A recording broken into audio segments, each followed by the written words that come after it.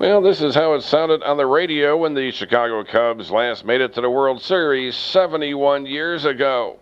Here's the 3-2 pitch to Rudy York. It's a fast curve. It's hit out to right field. It may fall in for a base hit. Nicholson goes over near the line, and it just falls foul. It just falls foul by inches.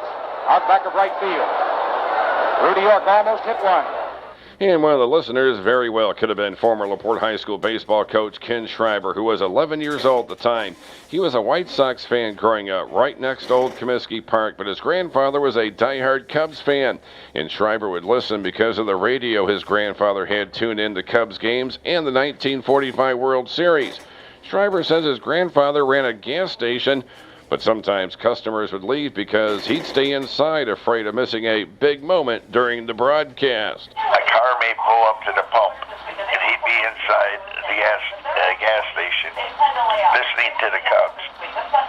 And he'd actually not go out and wait on the customer, and they'd pull away. That's how diehard Cub fan he was.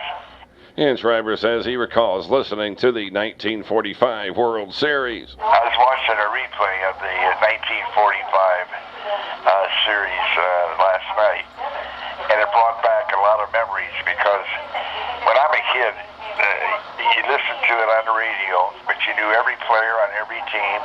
But I enjoyed the 1945 Cubs, even though they lost. Now, the Cubs lost that series in 7 games to Detroit, and that was 37 years after their last World Series title.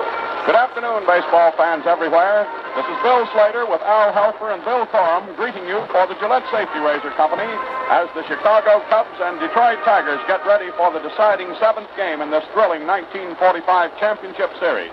And that's been your Update News. I'm Stan Maddox. The weather forecast is now.